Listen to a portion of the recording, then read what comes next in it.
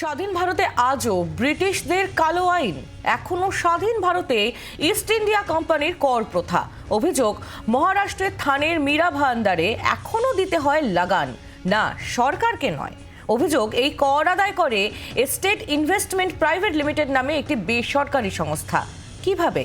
ডিএনএতে স্বাধীন ভারতের সবচেয়ে বড় জমি জালিয়াতির পর্দাফাঁস। আজাদি কা অমৃত মহোৎসব উদযাপন করছে ভারত, অথচ এখন এই ভারতেরই কোনো এক অংশে জারি রয়েছে ব্রিটিশ আইন, যেখানকার বাসিন্দাদের আজও জমির উপর দিতে হয় লাগান। চমকে উঠছেন তো? ভাবছেন কিভাবে সম্ভব? প্রত্যন্ত কোনো গ্রামে নয়, এই কর প্রথা চলছে বাণিজ্য নগরী মুম্বাইয়ের সংলগ্ন থানে, যেখানে একটি বেসরকারি কোম্পানি তাদের জমিতে বাড়ি নির্মাণের জন্য মানুষের কাছ থেকে কর আদায় করে। वो जो लगान आज़ादी से पहले शुरू हुआ था, वो आज भी मीरा रोड भाईंदर के लोग दे रहे हैं। अब उसकी शक्ल और तरीका बदल गया है। लेने वाली अब एक कंपनी हो गई है जिसका नाम estate investment company private limited है।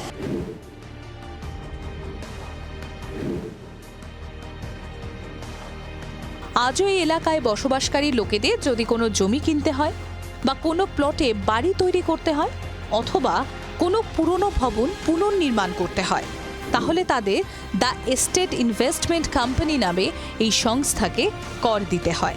প্রতি বর্গফুটে 150 থেকে 500 টাকা পর্যন্ত এই তোলা আদায় করা হয়। সত্যিই কি তাই? তথ্য অনুসন্ধানে জি নিউজ পৌঁছে যায় মীরা রোডের একটি সোসাইটিতে। 68 বছরের পুরনো এই বিল্ডিং নতুন করে তৈরি করতে হবে। এর জন্য সাধারণত সরকারি দফতরের এনওসি প্রয়োজন হয়। তবে এখানে 21শে আইন। সোসাইটিকে এনওসি নিতে হবে এস্টেট ইনভেস্টমেন্ট কোম্পানির কাছ থেকে, যা একটি বেসরকারি প্রতিষ্ঠান।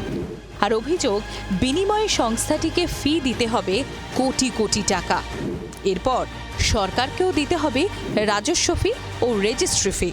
लिविंग स्टैंडर्ड ऑफ जैसे लोग रहते हैं उसके हिसाब से वो वहाँ पर दाम लगाएगा। जैसे किसी से 400 रुपया पर स्क्वायर फीट, किसी से 150 रुपया, किसी से 200 रुपया। इस पूरे इलाके में ये जितनी बिल्डिंग बनी हुई हैं, सिर्फ बिल्डिंग का जो स्पेस है वही जो पर्सन होता है या जो सोसाइटी है वो ओन करती है, लेकिन उसके आसपास का पूरा जो इलाका है, उसके प्रेमाइसेस का इलाका है, वो आज भी उसको रेंट के तौर पे या लीज के तौर पे आप बोल दीजिए, जिसपे अधिकार है estate investment private limited company का। अब यहां से अगर इनको बिल्डिंगों को तोड़कर कोई नया प्रोजेक्ट यहां पर लाना है या कोई खाली पड़े हुए प्रोजेक्ट को मीरा रोड भाईंदर में बनाना है, तो उसको जहां एक तरफ रजिस्ट्रेशन और स्टैम्प ड्यूटी भरनी होगी अपने रेवेन्यू डिपार्टमेंट में, तो वहीं पर उनको पहले एनओसी लानी पड़ेगी उस थर्ड पार्टी से जिसका नाम estate investment private limited company है, और तब जाकर और उसकी एवज में उनको मोटी रकम, मैंने जैसे आपको बताया 200 रुपए स्क्वायर फुट से लेकर 500 रुपए स्क्वायर फुट की अलग अलग नेगोशिएबल रेट है या रेंज है, जिस पर जाकर सौदा तय होता है। करोड़ों की रकम उनको खाते में पहुंच जाती है, तब जाकर उनको वो एनओसी मिलती है, और तब वो जो सोसाइटी है वो अपना कोई काम करवा पाती है। প্রশ্ন উঠছে, বেসরকারি সংস্থাকে কর আদায়ের লাইসেন্স দিল কে? উত্তরটা শুনে চমকে উঠবেন, আর কেউ নয়, খোদ মহারাষ্ট্র সরকারই নাকি সেই প্রাইভেট কোম্পানিকে কর আদায়ের লাইসেন্স দিয়েছে। কিভাবে এই the estate investment company Mira ভাইন্দারের এত বড় এলাকায় জমির কর আদায় করছে? জানতে আমরা স্থানীয় সমাজকর্মী ও মীরা ভাইন্দার এলাকার কর্মরত স্থানীয় নেতাদের সঙ্গে যোগাযোগ করি। वजह से फिर वो स्टेट इन्वेस्टमेंट कंपनी का नाम लग गया।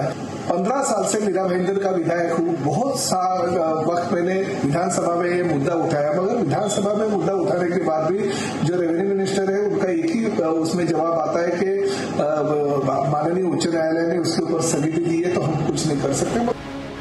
এখন প্রশ্ন হলো, এস্টেট ইনভেস্টমেন্ট কোম্পানি কখন এবং কিভাবে এই কর আদায়ের লাইসেন্স পেল? এর পিছনে রয়েছে 150 বছরের পুরনো ইতিহাস। বহু হাত ঘুরে 1945 সালে এই কর আদায়ের দায়িত্ব পায় দ্য এস্টেট ইনভেস্টমেন্ট কোম্পানি। সেই সরকারি নথিও জি নিউজের হাতে এসেছে। স্বাভাবিকভাবেই আতশ কাচের তলায় মহারাষ্ট্র সরকারের ভূমিকা।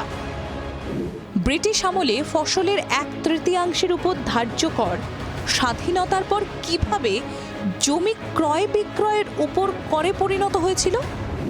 এস্টেট ইনভেস্টমেন্ট কোম্পানি শুধু কর আদায়ের জন্যই চুক্তিবদ্ধ ছিল, তাহলে মীরা ভায়ান্দারের পুরো জমির মালিকানা পেল কিভাবে? ব্রিটিশরা যদি মাটির বাঁধ নির্মাণের বিনিময়ে এই শুল্ক চালু করে থাকে, তাহলে স্বাধীনতার পরও কিভাবে এবং কেন তা অব্যাহত ছিল? স্বাধীনতার পরে মহারাষ্ট্র কৃষি সিলিং আইন দেশে আসে, যে আইনে বড় বড় রাজ্যের রাজা ও মহারাজাদের সম্পত্তিও তাদের হাত থেকে চলে যায়। তারপরও এত বিশাল জমি দ্য এস্টেট ইনভেস্টমেন্ট কোম্পানির কাছে থেকে গেল কি করে? দ্য এস্টেট ইনভেস্টমেন্ট কোম্পানির বেআইনিভাবে আদায় করা অর্থ কোথায় যাচ্ছে? সরকারের কাছে কি এর কোনো হিসেব আছে? এই কোম্পানির সঙ্গে প্রত্যক্ষ পরোক্ষভাবে কারা জড়িত তার কোনো হিসেব আছে কি? बहुत ही दुर्भाग्य की बात है और मुझे लगता है कि इसके ऊपर प्रशासन, राजनेता और न्याय व्यवस्था ने भी इसके ऊपर गौर करना चाहिए कि पूरे आज़ाद देश में आज 75 साल के बाद में भी आज़ादी के मीरा भाईंदर ये ऐसा शहर है जो आज भी ब्रिटिशों की गुलामगिरी में जो है, ब्रिटिशों ने जो उस टाइम जो लीज पे जो ज़मीन दी थी उनके गुलामगिरी में है।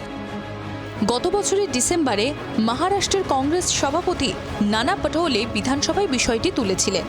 তবে তারপরও এস্টেট ইনভেস্টমেন্ট কোম্পানির টিকিও ছোঁয়া হয়নি। কেন? কার স্বার্থ জড়িয়ে রয়েছে এর সঙ্গে? কেন কোনো সদুত্তর দিতে পাচ্ছেন না রাজস্ব মন্ত্রী? প্রশ্নগুলো কিন্তু জোরালোভাবে উঠতে শুরু করেছে।